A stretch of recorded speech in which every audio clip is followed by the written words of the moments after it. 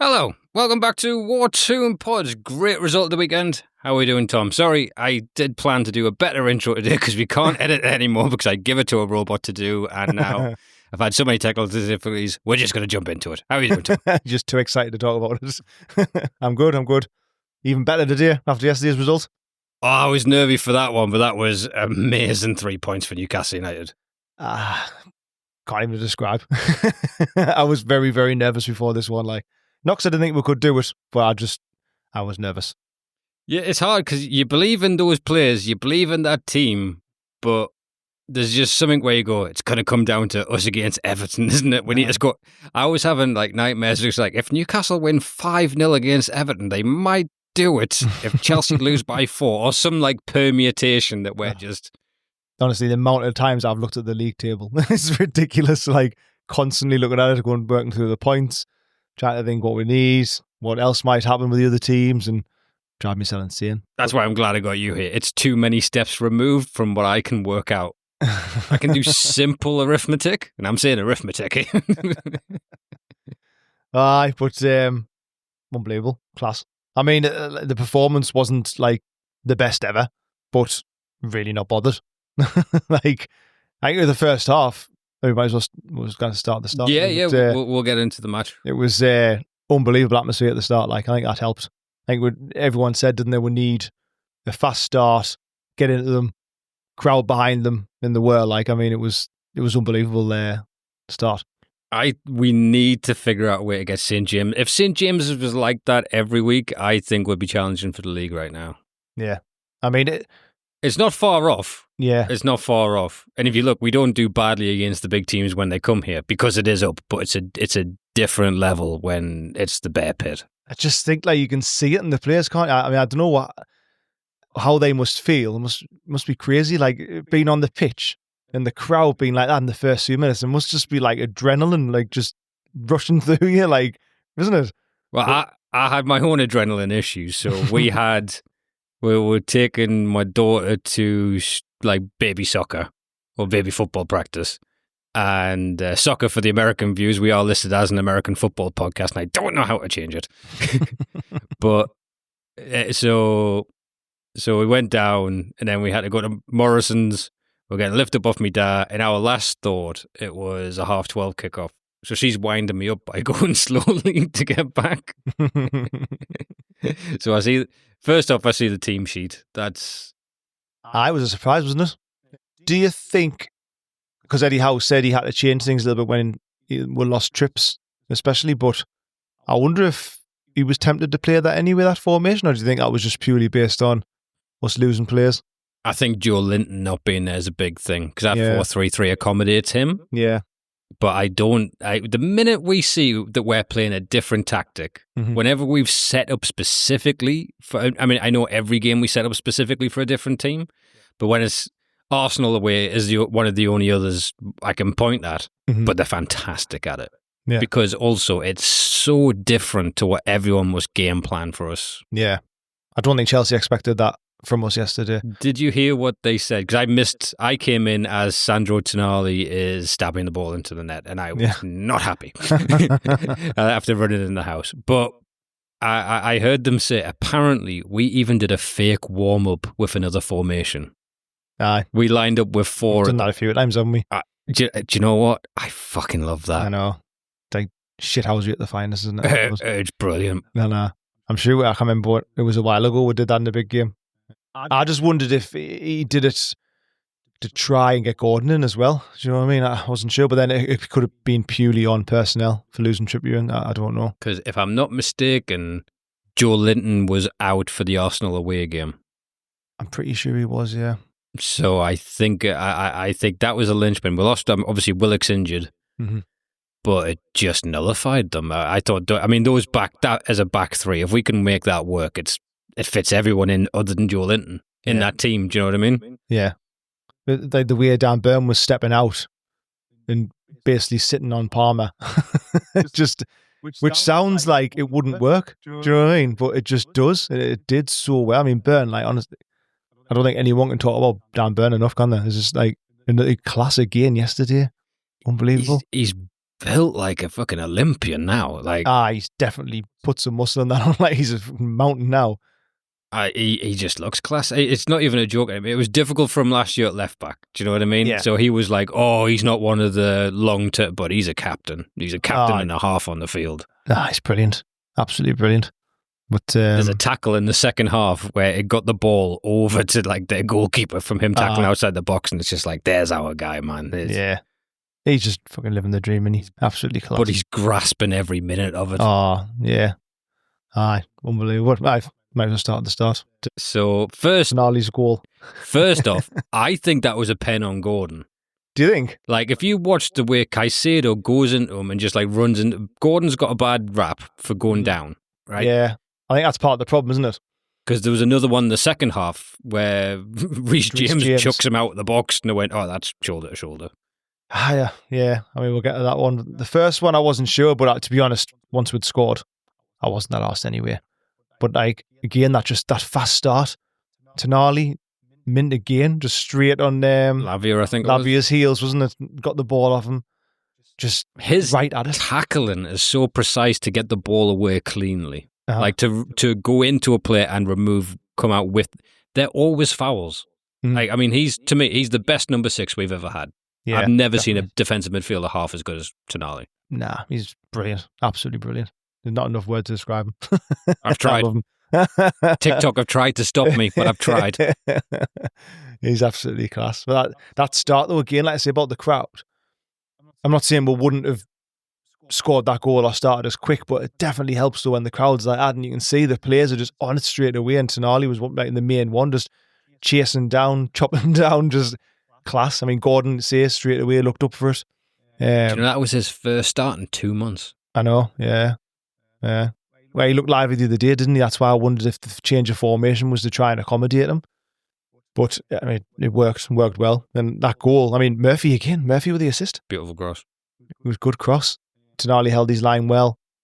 I don't know if I'm giving him too much credit, but I thought he meant the finish. The way he like lifted his foot up slightly and like kicked it in the floor, I was like, did he mean that?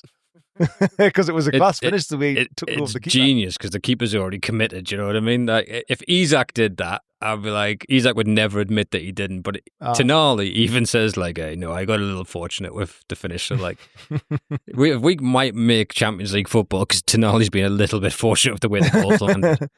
He just know how brilliant he is, man. I think that goal, I mean, I wouldn't say I was confident we were going to win from that point, but like, because we'd scored so early, I was thinking this is ours really, you know what I mean? It's, if we carry on like this, I don't think they'll know what to do. But I'll say, and they rectified this in this second half, but that's twice now, once for Brighton, because I've always liked Caicedo. Mm-hmm. And obviously, you hate playing against him because I think he's the one who chopped Botman, not the elbow, but he's the one who caused the knee issue on Botman. He's like, he almost crocked Gordon in the away fixture, but he is a box-to-box absolute monster. And the fact they played him right back, Brighton did that against us as well. Yeah. Because they want him to go into midfield in the attack. It's just, they've got 2 world-class right backs. That was a huge mistake from them, in my opinion. Yeah, I thought that as well. Initially, I thought they must have had injuries, but I thought that was really odd from the player right back. I wasn't quite sure why they did that, but I don't think it worked at all. It definitely worked in our favour because we were hammering down the left-hand side in that initially, and unbelievable start. Couldn't have asked for a better start. Really couldn't.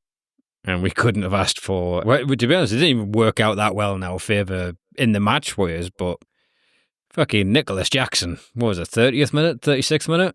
What was he thinking? I was thinking... When I watched it the first time, I thought, well, it's definitely a yellow, but like it looked a bit weird. As soon as you saw the replay, definitely a send-off, like 100%. There was no argument could be had for it not being a send-off. It was blatant. Looked at him, leaned into him, led with his arm. I mean, it was just, it's as if they had some sort of beef already. He targeted him, but I don't think there was, or I didn't see anything. Well, I think the Newcastle, again, a bit like when I say I love Caicedo, because if he played for us, it'd be like, I saw one tweet saying this is what other teams must feel like when they're playing against Joe Linton. But I I think when you're against the Newcastle centre backs, you're in a battle. Oh, definitely. And if you're as frustrated with everything on the line Chelsea currently has, and the match has gone this way already, like the crowd's on top of them, they're down 1-0, they're not getting the ball out anywhere. And I think it was frustration latched out. I think it was immaturity. Yeah. Well, it was definitely it was stupid. It was reckless. And I mean, throughout the whole game, I thought we were really like professional and resilient and like didn't lose our head, because I was worried as well. Jumping forward a bit, after they had a man sent off, I was thinking, right, need to be clever here, because they're going to want to try and match this up straight away if they feel like injustice towards it. And I thought we handled it really well. I was stupid, absolutely madness, really. But then they lose them for 3 games as well, which is even better. Oh, I know. So it wasn't even just this game; it was going forward as well. I will say this when they go to VAR. So there's a little bit of a backstory to this. So the guy that was on VAR was the referee that didn't send off Tyrone Mings. Have you seen the clip of the Villa elbow?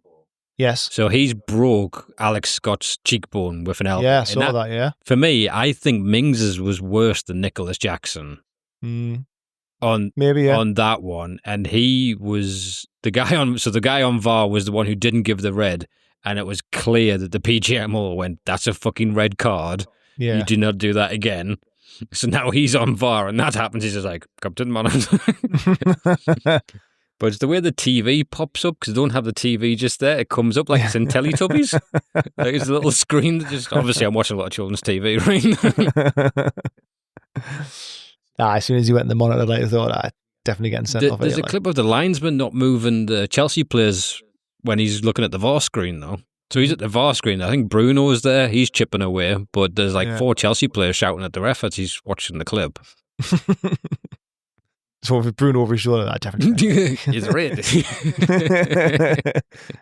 Definite red. But there's a thing the ref does when do you know how they said they want the referees to explain to the crowd? Yeah. That's not what we want. We want it to go quicker and to be correct, right? We don't want inconsistency with stuff. When a referee then goes on a microphone, not that he did this time, but in general, he goes, the offensive player was in an offside. Yeah, we know the flag's up. All right, we can deduce that. But it's when he pulls out the yellow card first and then goes, no yellow card. And then if you just pulled out the red, would have fucking got it. Do you know what I mean? They always do that, don't they? Like, cancelling the yellow card. And we know. It's obvious what's happening. At referee school, when you're doing your practical exam, you're like, do you know what you did wrong? Yeah, you didn't take out the yellow card and waggle your finger at them. I know. I hated that, like, when they did that little trial of, like, the referee talking. It was horrific. It just sounded so, like, I don't know, it was like... I think especially... So amateur. I hate it. It's not rugby, all right? You're not going to get this until these players are on £16,000 a second. But I think there is an extended check. I don't know your entire opinions on VAR to have with it. But, yeah, I think the referee should be a robot on the field. I mean, not an actual, but I think... Throw-in or a corner should never be given to the wrong team ever again. How quickly does that take in VAR to check out whose goal kick and whose corner it is? I hate it if a ball takes a nick and you don't get the corner. Yeah, I think that's bullshit. And I think tactical fouls need to be strict up. I still think that's how they fuck us. I say you've got to be careful, haven't you? Like, I think it still swings and roundabouts. You get some decisions, you don't get others, but in general, it's pretty fair. That's why I wasn't sure of VAR originally, because in general, you normally get, if you don't get one, you normally get another one. Not purposefully. I think it's just the way it works, isn't it? It's when the swing and when the roundabout hits is my issue. Around about late May, the swing up for certain clubs with bigger badges tends to be... I know. True, like... Well, even now, I think... this is again me on conspiracy land. I think TV companies are desperate for this run-in to be something worth watching on the last game of the season. It has to be, because there's nothing else. Fuck all else. There's fuck all else. Luckily for Man U and Tottenham, the 3 went down absolutely atrocious. I mean, but we'll get on to that. They are not trying at all right now. No. That's another story. But after the sending off, I mean, I was like, get in. 1-0. being sent off. We're already like on top of them. Then we struggled a bit after that, didn't we? Well, I think we're kind of in control till half time. Yeah. And then I will credit both managers in this. I think they both made good tactical decisions. It was like a proper tactical battle, wasn't it? For like it's the most I've seen Eddie evolve before, during, and after a game tactically. Yeah. Mm-hmm. Definitely, aye. Because I think what they did is they went, right, they're playing 3 centre-backs, chuck an extra centre mid in there, and then we'll control the middle of the park, which they did. And at which point, we very quickly reverted to a 4-3-3, because Murphy, wing-back, yes, but we had to get Kraft on to be, for him to deal with Cucurella. Yeah. I hate him. Yeah. Actually, going back, do you see Tino when he went down with these? Oh. I thought he was absolutely crocked. I cried. The way he went over, I was like, "Fuck, that's definitely a knackered cruciate." That like, especially I don't know which one he's done before, but he did one a couple of years ago, didn't he? Big one before. And I was like, "Oh my god." But I mean, don't get me wrong, he might be. Yeah, he still could be out for like 9 months and play the rest of the game. But I did get a bit worried about it, but I'm guessing he's fine because nothing's been said and he played the full match.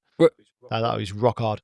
It's funny because it's not funny, but it's massively panic inducing. Whichever player goes down for Newcastle, you're like, oh, he's the one we can't afford to lose. We don't have a replacement unless it's Gordon or Barnes injured. We've got nothing. I know, exactly. I did panic. I was thinking, oh, he's not going to carry on. But Jacob Murphy gets COVID. We might not be in the Champions League next year.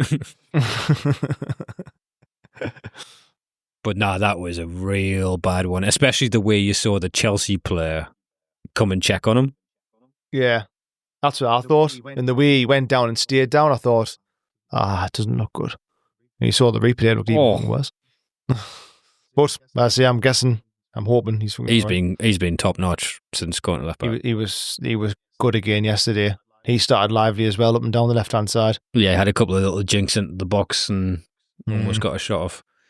But other than that, we didn't threaten a whole heap. There was a few nice little passes, interchanges. Isak took the ball wrong in. Barnes had a chance. Yeah. When do we start worrying about Isak? He was. Is this? I don't know what it is. He's quiet again yesterday, wasn't he? But he is the type where he's that good that he'll still score a couple of goals and be quite quiet. If an opportunity plops to him, I've got no worries. It's got to be carrying something goal fatigue for me because he is still trying. He doesn't look 100% on it on the press, but I don't know if we were pressing as much because it starts with him. Do you know what I mean? So it starts from the top down. But I was getting to the point yesterday, I'm like, I wouldn't mind a Sula run just to chase people down. I thought he might have brought him on, to be honest. So Wilson, I can only guess it. He has got a bit of a niggle or something because he just doesn't seem right. And obviously we can't afford to not play him. We're not going to, if he's 75% fit, we'll still play him. So I'm guessing that's the case. I don't know. But he had a couple of chances yesterday. And like you say, if he does have any clean-cut chance, I still fancy him every day. Yeah, penalty comes. Not worried about that. Yeah. One penalty he didn't take, we'd be in the Champions League right now. Yeah, exactly. Yeah. But it just seems a bit from where he was a few weeks ago. Since the League Cup final. Yeah, it's a bit odd. But he could play next week and then score a couple there. I mean, he's that good. You would never think about not playing him or anything like that. You got to give credit because I dislike any kind of regarding any other type of fan's opinion on Newcastle because, to be honest, without the internet, who gives a fuck what Chelsea fans think of Newcastle? Do you know what I mean? Yeah. It's just these people have platforms alongside stuff now that, you hear about them. But the amount we've went on this run without him, I mean, not without him, but without him being the best striker in the world, which is what he was previous to it, we've done excellent. Like, I think there's probably an element as well of that. Other teams are concentrating that much on him. It probably does open doors for other people. So we've had different goal scorers the last few weeks, and it might just be because he's getting targeted that much. He's just taking them away.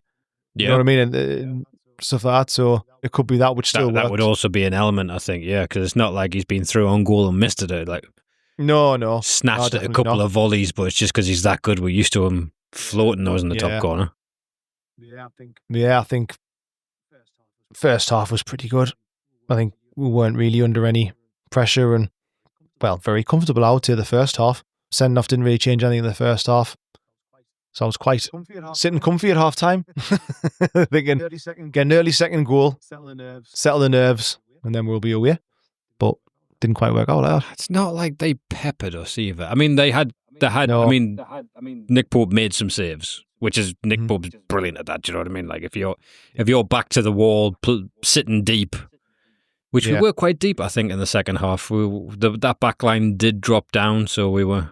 I think we were just confident in ourselves, though. Do you think? I think we were just confident that we could soak it up. We're happy to have for them to have possession, knowing that we were solid and we weren't going to let anything through. And they didn't have loads of clean cut chances or anything.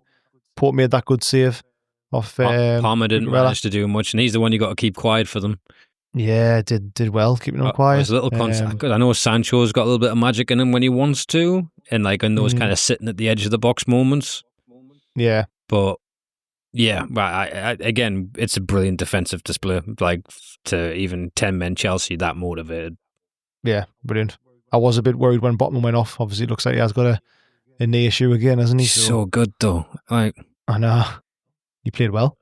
Again. He's just so composed, isn't he? He's just a machine. He's literally like, I think he's a robot. And he's just like him and Tonali. I love them. That spine. If we've signed a player that isn't English, they could potentially be captain of their country. Mm-hmm. Yeah. He's I was good when he went off. I was hoping at first it was just a case of like giving him some minutes, taking him off. But obviously, if he's got a bit of an issue, well, they say he took a knock, but also he came off when they wanted to make a tactical change, not that he was signaling to come off. He played well. I think we were solid. Chelsea did have a lot of the possession in the second half. They were kind of like poking around a bit, but I don't think they had many clear-cut chances. Like I say, Cucurella had that chance. Pope made a good save. I think Pope's kind of back to his best now, isn't he? He's been good the last few weeks. He's had to make some quite crucial saves sometimes, isn't he? And I'm a fan of him. I do love Pope. Don't get me wrong. Still James Trafford's still my number one choice because of Pope's age and the playing out of the back element. But he was a game changer when he signed. I wanted him in the League Cup final, despite Dubravka looking all right for a few weeks. Yeah, still our number one, isn't he? I made a couple of good saves. I'll tell you what, who I absolutely love as well, Kraft. Isn't he just class for he just plays anywhere? He's just like low key. He always does a good job. Right. Came on yesterday when they saw Murphy was struggling a bit. He came on and he played well. Played really well. I thought they almost crocked him as well. I thought Chelsea were pretty filthy. You can tell they were.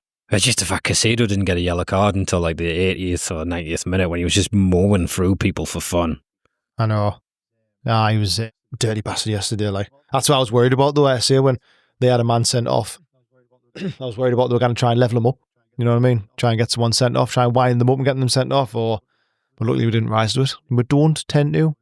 Well, Joelinton's probably the worst. There was the one where Joelinton just keeps on asking people to fight. I loved how Joelinton was dressed for that match. Those two fucking Brazilians just get exactly what we want out of a player, don't they? It was class. I think Bruno played well again. Oh, sorry. The thing I was going to say is Kraft went up for a header and Cucurella did that thing where you go under them so they fucking flip out. He almost land on his neck. It's naughty that, I think that's what happened to Tino when he knocked his ACL as well. Well, not on his ACL, but on that landing. Sorry, the game. It was, yeah. It was. They're dangerous, them, and loads of people do it, and I think you should be getting bookings for that when it's obvious, because they are naughty, them. I thought he might have hurt himself, but he got straight up. He's another one who looks like he's got the burn treatment where, he looks a bit few more pounds of muscle on him since we last saw him when he limped off against, I think, Huddersfield in that League Cup run. Well, I played well. I like Kraft. Like I see, he's reliable, isn't he? He's been playing centre half, right back, comes on, does a job. Do you think? Not that I think we would change it, but do you think 3-4-3 suits us better? No, because they could do what Chelsea did. Mm, Because we don't play too terribly bad against 3-4-3 formations. I think Yeah. he's got the right mix when he's got the right players with the 4-3-3. Because Tonali Yeah. plays a 6, an 8 and a 10 at the same time. But if we're backs to the wall, like the Arsenal semi-final, to change it up, that we can do that, I think it's a great weapon. Yeah. And I loved how the team looked. Yeah, I did as well. I was worried before the match. Thought Trippier not playing was massive. I thought, oh, his experience and everything, losing, that's a big miss. But nah, I thought the formation was really good. It's nice to know I've got that in our locker. And also that we almost use it, then don't use it for a while. People forget about it, and then we use it again. It's like, you forgot we had this, didn't you? It added Sidonis to someone playing certain personnel, and maybe it was because of the injuries that were played, I don't know. But it definitely worked on Sunday, initially anyway, so we started getting in the second half. But no, fantastic. A star for Eddie Howe on just doing that in the first place, the fake warm up. I can't tell you how much I love. Bet Tim to organise that. Dan, pretend you got to be a left back. Sure, man, sure, just do it. But nah, it's just absolutely class. Jacob Murphy again, fantastic as a wing back. Struggled as a full back. They quickly switched that round. And he's got 20 goal involvements in the season, Murphy. Every time we say what new right winger, he comes out and is the difference maker, isn't he? That's class though. Like I've said before, like we still need one, and if he just continues doing that, then that's fine. Like that's fine by me. We've got another good winger sitting on the bench. That's what they need to do. Need to play well. I thought he faded a bit. Like he did struggle a bit, didn't he? He started off well and struggled a bit, but I mean, Chelsea are a good team. I think. I mean, the funny thing is, as I was saying, do you know, when Tino goes down, we're like, oh, that's the one position we can't lose. Like the one position they couldn't lose is a striker. Because Nicholas Jackson is a forward winger they're moulding into a striker or waiting to get their big money move for a striker. And to have him banned, is he a 3-game ban now? I think he will be. So, yeah. They haven't gone to the recognised striker, apparently. So how did they not sign 46 million players? No. Well, no. Speaking of people who are signing, this is what I love Newcastle fans for. So when you watch them online, there's people like messaging Tosin Adebayor going, well, are you happy you signed for Chelsea now?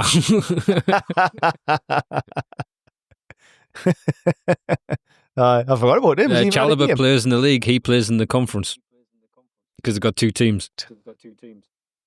It's like Chelsea have set up as if the Super League happened, because that's what they said the teams would have to do to coincide with both. Make no mistake, they're going to be mint eventually. Because they're just going to keep spending money, and they've got like about 3 different teams now. What I'd really like to happen though is for Man City to have a buyback clause in Cole Palmer, just whip him straight back and then have them fucked for a little bit. They still need a little bit tweaking, don't they? I think Palmer wasn't great yesterday. I think he's been off the boil for the last few months compared to earlier in the season where he's banging goals in for fun, isn't he? When he doesn't play well, they seem to struggle. Yeah, that's the number 10's luxury, isn't it? Do you know what I mean? Like you're unmarked most of the time unless there's people start game planning for you, and now that's happened. But again, they were a good team. Chelsea, I thought, were played well. The second half when they were coming out, us had all the possession, but I don't think that they had any clear-cut chances, really. The fact we got the second goal is when it becomes theatre, don't it? Because we could have hung on for the 1-0 and been happy, but the fact that happened, we got to enjoy the last couple of minutes of it, was magical. Yeah, we needed to. It's almost like we reeled them in. But then when we got that free kick and you saw Dan he was screaming for it, his arms aloft. It was hilarious when he got it. I mean, he took it down well. I think he must have been wanting the header to knock it back across. He took it down well. I think he went for the 1-2. And you can see he's getting a massive huff because he didn't get it back. But again, it was good. And Bruno just thought, fuck it, I might take it myself. Slightly lucky, but I mean, you don't know, I might have went in anyway or... he's not great at the long ranges as Bruno. That's not... It's like he kind of hit it. He always finesses him, doesn't he? But that, have you seen his reaction after the match? I think it was on Match of the Day or the post-match they showed on Match of the Day, and then when took a deflection, goes a little one, not a big one. I saw that. That was just like the amount of relief that rushed through the body when he scored that, I was like, oh, thank fuck I was for that. worried because I remember Tino getting booked for doing the shirt and the flag. I didn't know if pulling the flag up was a bookable, and Bruno was already on a yellow. So I didn't know if we're going to be like get fucked off that, but... Nah. I love that celebration. That's class. It's just going to be like iconic, that, isn't it? I love that. I love that, like, he plans stuff like that. That's mint. Like you say, the way they can just like play the crowd and that. Perfect. It's like just, it is. It's mint. Even his comments this week saying, if I'm going to move, it's got to be great for the club. I'm happy here. Like, aye. I think he is, though. I always spoke about it before. I genuinely don't think any of them really want to leave. I mean, why would they? Without being biased, we've just won a cup. We're a win away from being in the Champions League. Like, we're not that far away from, like, being a step further. You know what I mean? It does, aye. I mean, I know next year could be totally different. It's hard. Everyone's going to get better every more year. Games. But you couldn't leave Newcastle now, especially in another Premier League team, and say, I'm going to them because I guarantee I'll get trophies there more than I'll get here. You can't really do that anymore. You could do, but only two. Yeah. But it's still a bit of a risk. And depends what character you are and if you really care. But there wouldn't be Trent at Newcastle. No. Do you know what I mean? Like absolute legends, like gods now for winning the cup. And I don't know. I genuinely think. I imagine people who know where Bruno lives just go and leave Kinder eggs by his door, like the offering of sacrifices to a pagan god. Do you know what I mean? The minute that you know you like something. Geordie Easter Bunny outside his house. But I was just that relief was class. Huge match. Absolutely. Unbelievable. Cannot even emphasize enough just what an assured performance that was in the end. Because if you watch Villa versus, well, for a start, us, and Villa versus Bournemouth, they were like tight at the back. It's not going for all the goal. It's going to win the tie. It's clever managers knowing what matters at what point of the season, and I think we've seen how get back better over the years of that as well. We don't lose from winning positions historically. Like now under Howe. Yeah. He's the best manager we've ever had. He's not the one I love the most because Bobby was like all of our, relative. Yeah. Like granddad. Like your one's granddad. I'd rather talk to Bobby personally in person. I'd rather have a chat with Bobby than Eddie Howe. I'd feel like I was bothering Eddie Howe. I love Eddie Howe though. He just doesn't put a foot wrong, does he? Does not put a foot wrong. Like I say, in game management, there's sometimes what he gets criticised for, like subs at the wrong time or leaving things too long before he makes a sub if he's going to get critiqued on anything. But didn't put a foot wrong yesterday. As soon as Chelsea did something, he countered it with something else, changed it up, kept everything fluid. It was just brilliant. Couldn't have asked for a better win, really. I mean, like I said, we could have had a 5-0 perfect performance, but it wasn't really about that, was it? It was just getting the win in the way we did it. It was so, like I said before, professional, like the resilience and just everyone just being like to a man, just knowing the jobs and doing it.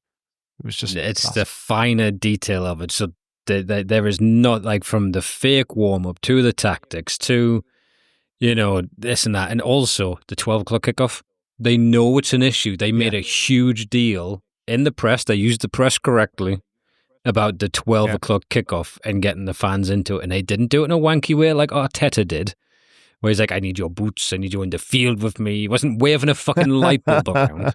Like, it was just... And then obviously they made the right decision. Give them a free pint. Aye. No, to get the lads on side, don't they? Get the fans on side. I mean, I've got no idea where they got that idea from, but it's such a good idea for going to free pint. Jeez. It's as if someone... Well, my idea wasn't the free pint. My idea was someone from a certain country came over, dropped the credit card down and bought everyone a drink so the profit goes through the clubs. I cannot take credit for the free drink.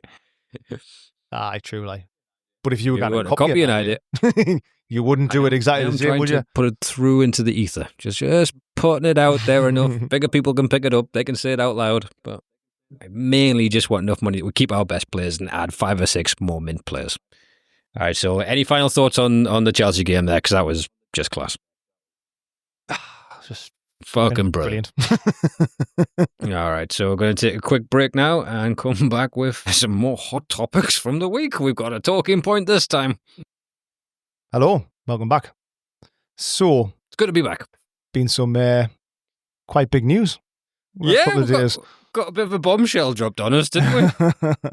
When was that? Was that Thursday? Yeah, was it not Friday? Thursday. It was Friday. So Friday? 2 days before the game. Yeah, the big badge announcement. The badge drop. Yeah, I mean, out of nowhere. Yeah, the timing was peculiar. Maybe it's not as daft as what people thought.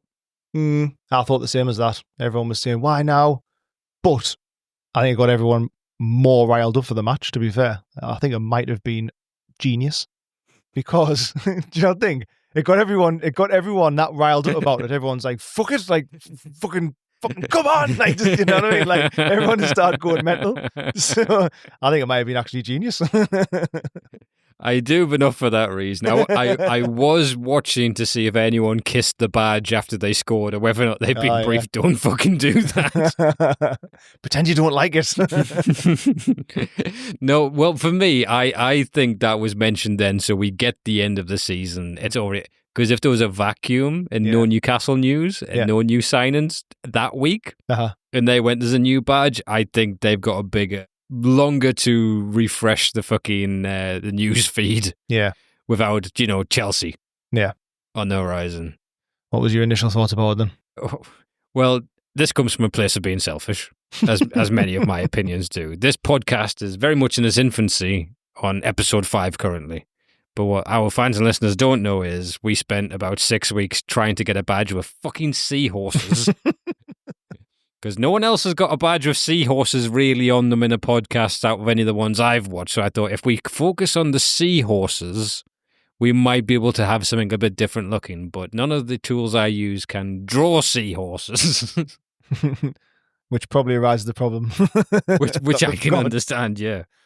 It was inevitable though, wasn't it really, I think, that they were going to do this. Do you think? Well... the language is a little unclear because they say update. Mm-hmm. So that could mean the shape. That could mean the colour because we have a bunch of different colours within that badge. Normally people go to like a 2 colours, the 3. We've got, 1, 2, 3, 4, 5 different colours in this. Mm-hmm. I did say when I think we were doing our first test chats, finding out the myriad of technical difficulties from recording in the same room. Yeah. That the one thing, like I'm happy with a new stadium, just don't change the badge. Yeah. But now saying that, just don't sell Isak or Tonali. Do what the fuck you want. Have Isak and Tonali on the badge. I just want them to stay. You sell out. Oh, yeah. I've sold out. Sell out. What's your thoughts on it? I'm not getting new flags for the room. I was like the stadium thing. I don't know. I'm like a traditionalist. I like the badge. It's the badge I've grew up with. Never known any other one. Literally had this badge since like the year we were born. Do you know what I mean? Like we've never known any different. I on just to reiterate, I don't want it to change. Yeah, like that's not my desired outcome. Well, I'm the same. I don't want it to change. The same as I'll be honest. I don't want to move stadium. I love St James's Park, and I've got worries about moving up. That's a different thing. But I've got 2 rules if we move, and we won't get into a stadium debate yet. 1, it has to be massive.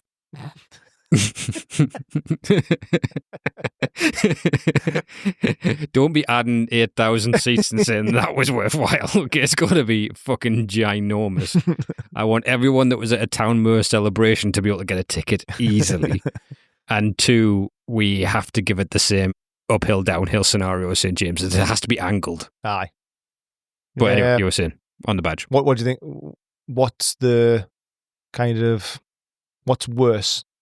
Changing the badge or like the naming of the stadium? Oh, what's happening in Myanmar? No. Both could be related to the same people, but that's the point I'm going to get into. Yeah, it's not. So, sorry, what was the question there? I was too busy trying what what in your mind is kind of the worst scenario of changing the badge or changing the naming of the stadium? Oh, the name. So are you referring to when we went Sports Direct Arena? Yeah, and a new stadium. If we'd call it something different. It won't be called St. James's anymore. I don't think. Yeah, I think that's one of the.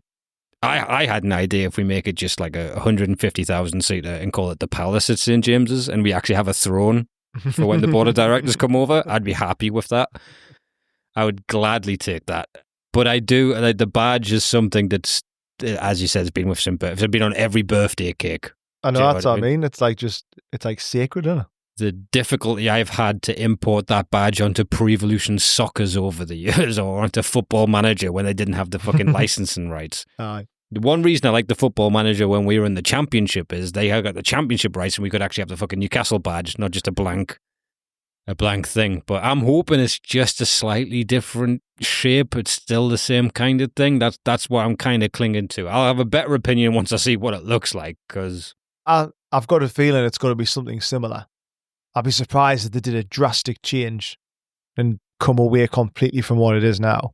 But then again, I've no idea, they could do. We don't have I mean, I think there's very much two camps, and I may be mistaken on this, but there's the people who do the day-to-day running of Newcastle, and there's the people who send an email once every 3 months and say, by the way, this is happening. Yeah, I know.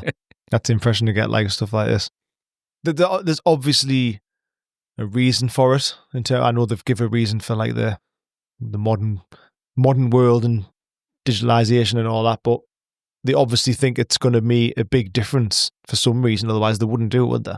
I mean, what other reason would there be to do it apart from financial benefit? Or I have a hope that there isn't too many connotations of the nationality of our owners.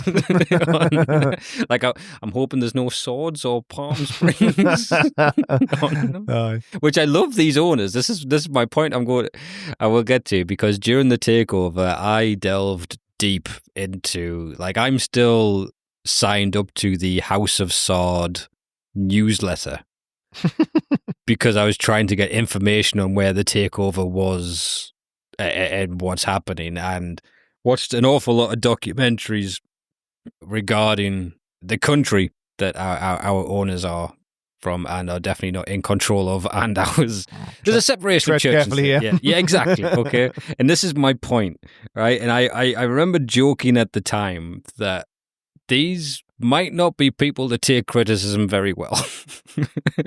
Like, I was worried that, like, say, after a 2-0 defeat away to Everton, the true Geordie might be hunted down with fucking death squads or something like that. But I don't want there to be friction between our fan base and the owners more than anything. I more feel like a child of divorce being like, can't we just get along over this? Yes, we didn't want to move house, but we're together. We're in Europe. We're going on holiday this year. Yeah. That was actually something. I don't know. Thing is, I'm just going to do a little clap in case I decide to edit out any bad Saudi rhetoric.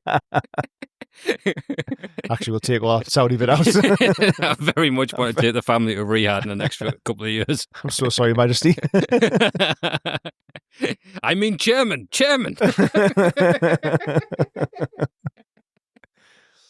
I don't want to change it, but we're obviously going to change it. So there isn't actually a choice. It's not going to be like, I don't want to change it. Oh, that's fine. We'll just not change anymore. We are changing it. So it is changing. I doubt it is changing. The options weren't even, if you don't want to change it, then it's just like, how do you feel about us changing the badge? So yeah, I've seen some posts about that. There was a survey where there wasn't a box to tick that says leave it the fuck the way it is. That's what I mean. So there's obviously a reason they want to do it. I'm not entirely sure why. I can only presume it's to benefit the club, because I don't see why they would do it any other reason. But yeah, I can't imagine them coming totally away from what it is now. Maybe just making it a bit simpler. Speed lines on the horses. They're going fast.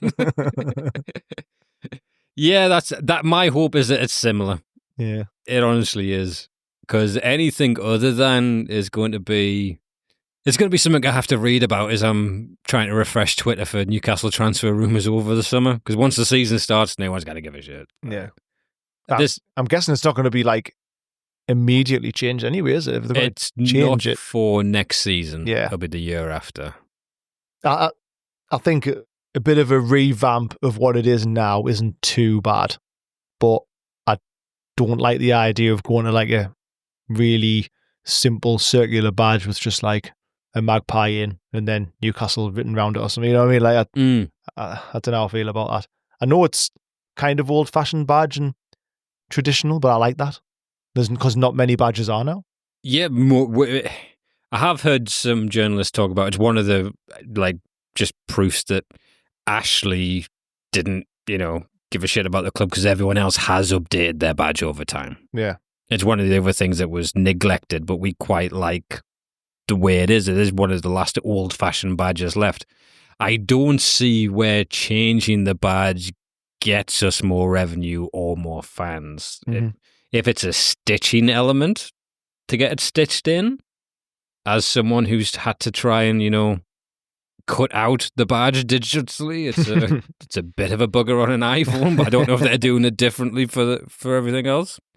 I mean, there's loads of clubs changed theirs, haven't there? I mean, off the top of my head, I think obviously Arsenal did, City did, Chelsea did. Us and Man U are the only ones left. Yeah, Leeds, I remember they changed theirs. Was it Everton who tried to change theirs and then there was backlash and they didn't? Or am I making that up? I think you might be thinking Villa made theirs exactly like Chelsea's. Right. That's one of the ones I heard. Villa changed theirs. I thought Everton tried to change theirs, but there was backlash for the fans and they went back on it. But they're going to be back in Goodison Park in a month's time. They don't like change. But I don't know. It's one of them where it's going to happen. So does it really matter?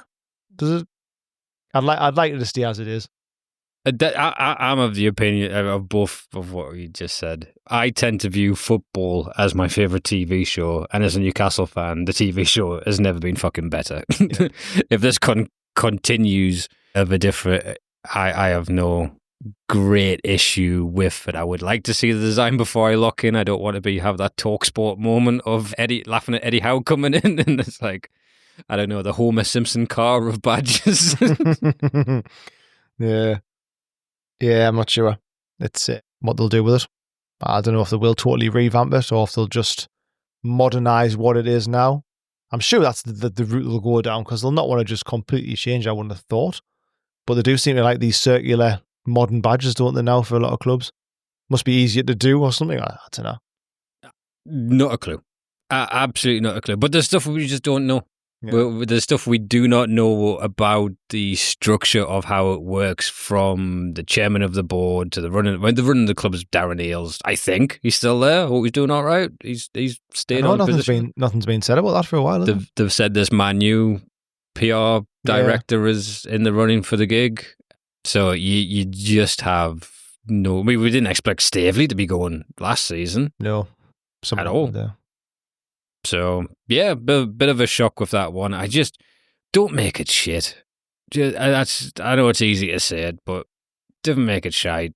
Hopefully, what I'd really like it to be is two seahorses holding a shield with a blue ribbon band underneath it that says Newcastle United on it.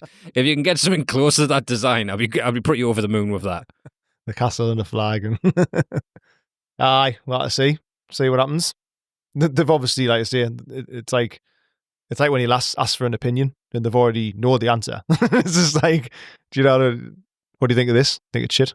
Oh, well, I like it. Why'd you ask for? So it's basically one of them, isn't it? We've seen a warehouse full of new badges that say Newcastle United established in 70. Just someone's just tugging on their ears, a secret thing. Just Taser and Craig Hope in the press box. But I don't see it as a betrayal. I see it as it's just how things move on. I mean, it could be a hell of a lot worse. I mean, oh yeah. Do you remember when Hull became the Hull Tigers because they were trying to brand them like American clubs? Yeah. Yeah, I wouldn't like anything like that. No. The Newcastle Pelicans? No, well, I wouldn't. Do you know why we have seahorses? And I only know this because of the the algorithms throwing up seahorses to me because I spent so long trying to make a goddamn logo with them looking like they're in a platonic friendship wanting to talk about football. No, go on then. It symbolises we're from a coastal town. Oh, well, I thought it was fucking obvious. I thought you were going to tell us something different. No, I didn't know that. I just thought, oh, wait, no, they look cool. They can hold a badge. I was going to say that. I thought, well, actually, there must be a different reason that I don't know about. Well, excuse the shit out of me. Tell us why they have a black and white shield next.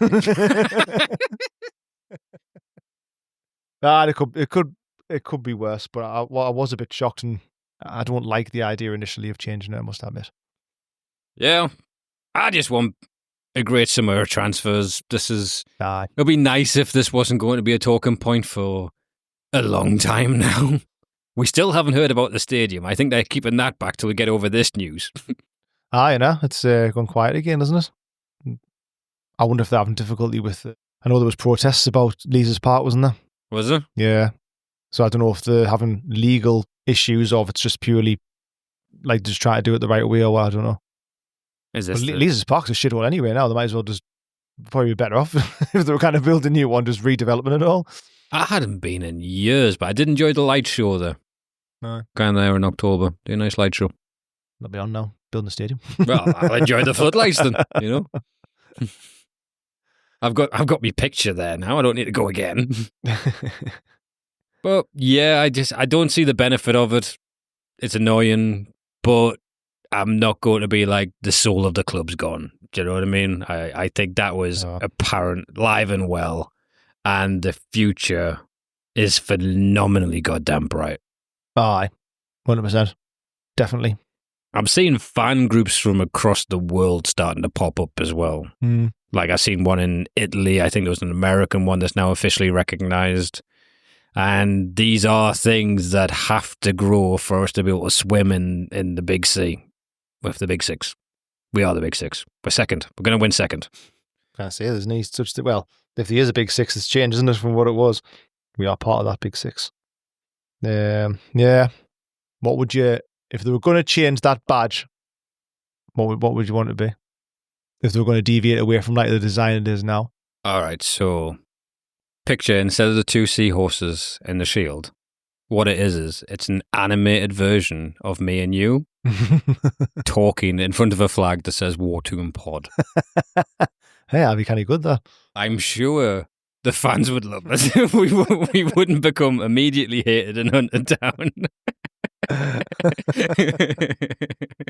We'll have to switch the heads round because you've always been taller since we were kids, so I've got a whole fucking workaround on Photoshop there. That can't be the smaller one. But yeah, we're going to have a similar thing once I get to update our badge, so I'll look forward to that discussion. We'll do a podcast on that. But I don't know. If you picked one element you had to keep, what would it be? It's hard, isn't it? Like I say, growing up with it, it'll feel totally weird not having that badge. I tell you what, right? We've got to keep the shield, obviously, something like that. But like, I like the shield and the castle and the horses and the flag and the blue banner. All right.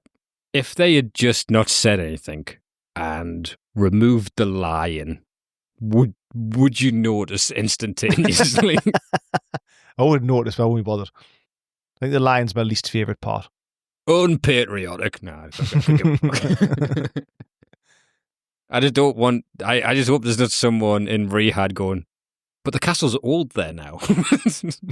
I remember many a time being little and trying to draw the badge, and it is fucking hard to draw. Oh, it's a difficult badge to draw. So my younger self will be happy with a simplified version of it, but apart from that. One seahorse, thumbs up, chilling. No, I'll be interested to see what they do come up with. I'll say I'm torn, even doing this podcast now. I think I've changed my mind in terms of like how they're going to do it. There's part of us thinks they're going to modernise what they've got. There's also a part of us thinks that they might just go with a really simple, like circular badge with a magpie, black and white, and Newcastle on it. You know what I mean? Like I don't know. Similar to like the old one. You know what I mean? I'm undecided. I don't know. I don't know how they'll do it. I wonder if they'll just basically decide what they want or give a bit of an options or. I'll say this: the day they drop the badge, it hopefully got to be next to an £80 million sign and waving it around. You know what I mean? If I was going to time anything, it'd be around that fucking time. A sign and a pierce from behind the flag.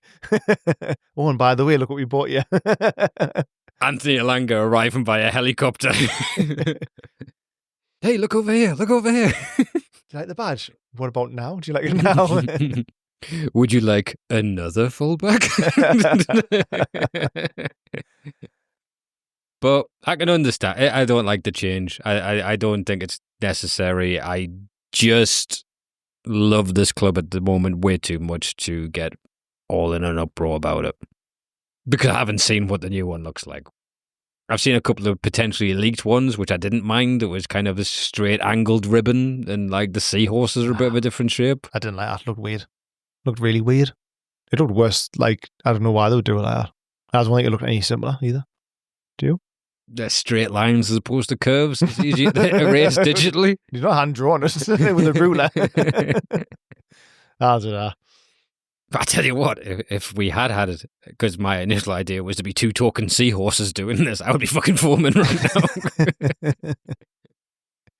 I mean, if it's two camels by the side of the shield, I'll be a bit annoyed. Try to think times I've got to take the bent to baby yoga. All right, so we'll wrap that up then. We'll have a think about that, but that's, yeah. We'll take a little break and we may be back to talk about Arsenal, but we may be hurtling towards a community centre with a yoga mat. So let's see. Okay, just a quick wrap up of the episode. We're going to have a very brief look at the Arsenal game coming up next weekend, which is massive. But as I stated before the break, I do have to get to baby yoga. Otherwise, my one job as a stay-at-home parent for the week has failed in order to talk about Newcastle United on my new fad. So just quick, this is going to be brief, but to make up for it, I'm going to be able to record a view from the opposition midweek with an Arsenal fan, and I'm basically just going to have a go at him about Arteta for a good long while. So looking forward to that. But this is massive to me, this next match. This could do it all, couldn't it? Do we win? Oh, I think we can. I'm worried about injuries. We seem to be picking up a few injuries, don't we? So I am slightly worried about that. But we can win. I mean, Howe's got Arteta's number, hasn't he? Really, they haven't scored past us yet this season. Yeah. They seem to be... I mean, they came back yesterday, didn't they? So I was thinking if they got beat yesterday, they'd be up for it even more against us. But to be honest, I think they'd like to do us over because they haven't for a while and they seem to really, really, really despise us. But I fancy our chances, like. I really do. It's not impossible. And if we win, is that Champions League done? Are we? Aye, because our goal difference that's superior now. I think Villa would have to win 3 games 7 out or something, wouldn't it? It's one more win will do it. But 2 more wins. Is second. It was second. Do they get runners-up medals now? No idea. No. But I don't know why you're bothered. Yeah. I was just thinking it'll be mental if we pipped second place. Oh, it'd be hilarious. I mean, imagine like Arteta's meltdown if we didn't finish second. I mean, to be honest, imagine the meltdown if we finished second, City finished third, and they finished 4th. I'd love them to drop out, especially after all year just harping on. An interesting. I mean, they drew with Liverpool, but Liverpool are playing in flip-flops for me. I mean, they played a stronger team yesterday. Yeah. To be honest, I didn't watch the match, so I don't know anything about it, but I saw the score. The only thing that's came out about is Trent being booed. Bollocks. I'm not bothered. Hilarious, though, the fan reaction. But I'm not going to throw stones if there's someone we might be in for. Yeah, I was going to say, be careful with that one. We've definitely fallen in love with some of these players. Don't leave me. So with Arsenal, Mourinho is suspended. Mourinho is suspended, which is good for us. He's been playing well, actually. He's like a false 9 kind of forwardy type. He scored again yesterday, didn't he? Yeah. Scored and then got sent off straight after. Yeah, so has he played against us since he went to Arsenal? Yeah, he played in one of the... He came on, didn't he? He came on as a sub. If we've got the same team we had yesterday or any more, if Trippier's fit or anything like that... Joe Linton sneaking back. I mean, that would be proper shithousery, that, like, because they hate Joe Linton, don't they? The job he did on them last time, it would be class if he did. But I'm not holding out for it. we're good enough. I mean, fucking hell, we're playing really well. Like the team clicking at the minute.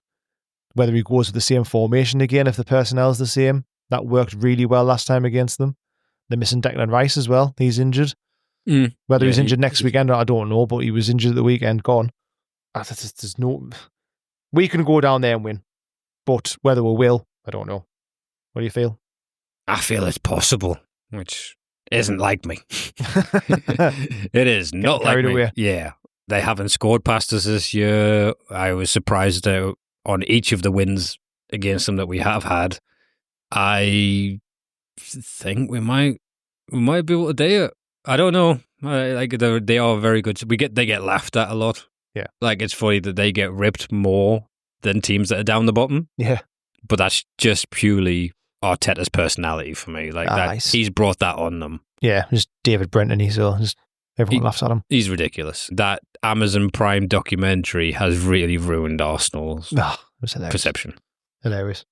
I think if we didn't win yesterday, and obviously we were needing more points, I'd be more worried going into it because we won yesterday. I feel like we're on a high. There's 2 games left and we need 1 win. I mean, it'd be brilliant if we can just go and win there this weekend and get it over with. It'd be brilliant.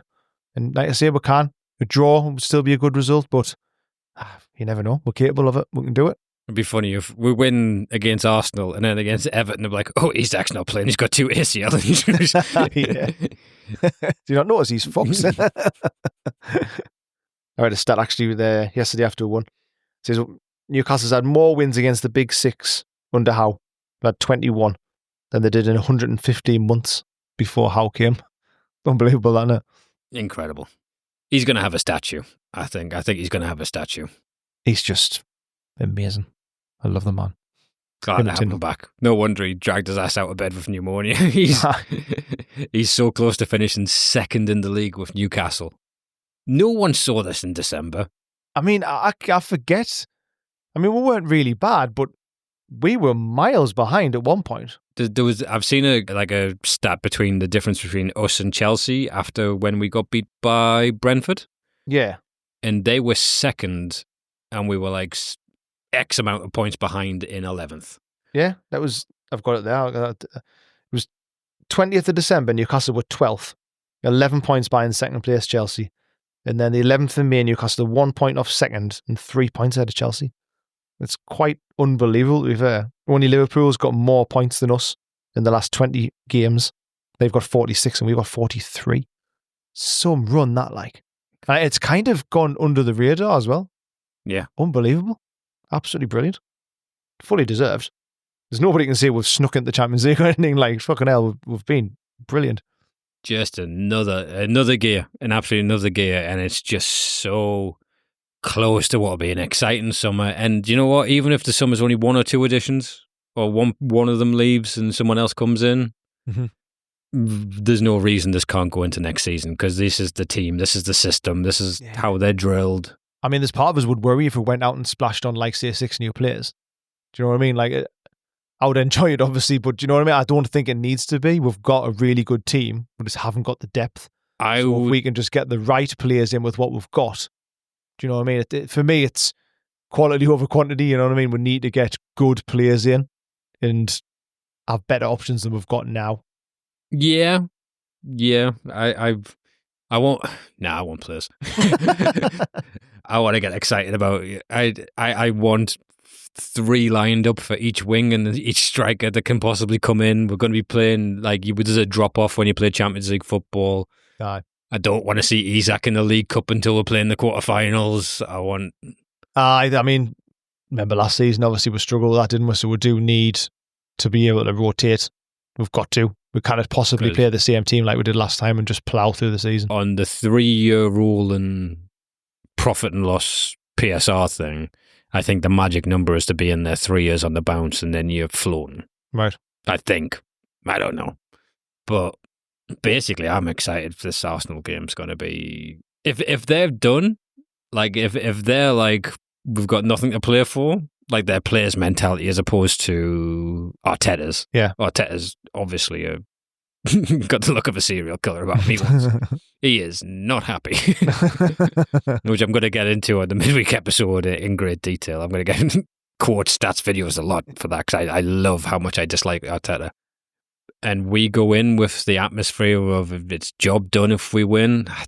You got to back us. That's what I mean. The players know it. Everyone knows if we can go there and get a result, a win, then that's it. So, score prediction? Oh, 2-0. Oh, 2-1, I was going to say. To Arsenal. No, I'm joking. 2-1. 2-0. Isak and Gordon. Isak and Dan Burn. Dan fucking Burn hat-trick to get us into the Champions League. If he gets that, he is just mint now. We need to invent a new thing that isn't the captain's armband, but something for Dan Burn. Because Bruno's the captain. I don't want to take the captaincy of Bruno. He's well suited to it. Aye. But Dan Burn kind of deserved to be the captain. They kind of had, well, didn't they create like a club captain and then team captain? Yeah, that's Jamal. There's like a hierarchy of leaders. And Dan Burn needs to be top of it. It's like the Masons. That's why Callum Wilson keeps getting minutes. Dan Burn needs to be in charge. He can be like the club captain and then Bruno can be the team captain. Do that. That works. That's class. All right, well. We'll tune in midweek. If you can check out the stuff we're putting up on social media, that's a slog. I'll be honest, it's a slog. And but anything you can do, mention it to someone. It's called a call to arms, and I hate this, but apparently this is what we have to say at the end of podcasts. Tom, you got anything you'd like to say? Aye, check it out. Check the content. Have a look on all social media, Spotify, YouTube, everything. Check us out. Why not? I've just discovered TikTok. It's terrifying for children's attention spans. Aye. All right. Thank you very much for listening and see you again soon. Thank you. Bye-bye. I heard the tales down the Geordie lanes of a giant lad playing brilliant games from the fields of life to St. James Roar. Big Dan's our shield, proud and standing tall for sure. Big Dan Burn, take us home to the place we belong. By the Tyneside, black and white pride. Big Dan Burn, take us home. He's the type of man who stands 10 feet tall, breaking every play, giving it his all. Defender strong and a hometown boy. For Newcastle's heart, he's a pride and joy. Big Dan Burn, take us home to the place we belong. By the Tyneside, black and white pride. Big Dan Burn, take us home. Oh, every inch he covers, every high ball fall. He plays for his people, every game he's taught. From a cold town spirit to the premier fight, he's a fortress standing in the black and white.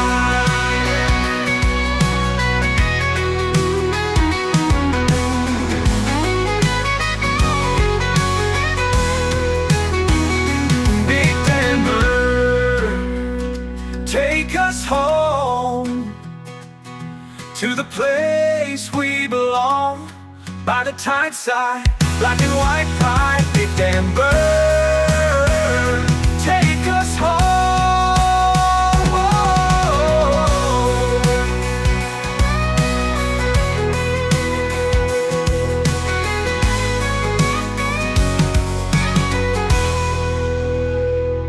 Oh, every inch he covers, every high ball fall. He plays for his people, every game he's taught. From a cold town spirit to the premier fight, he's a fortress standing in the black and white. Big Dan Burn, take us home to the place we belong. By the Tyneside, black and white pride. Big Dan Burn, take us home.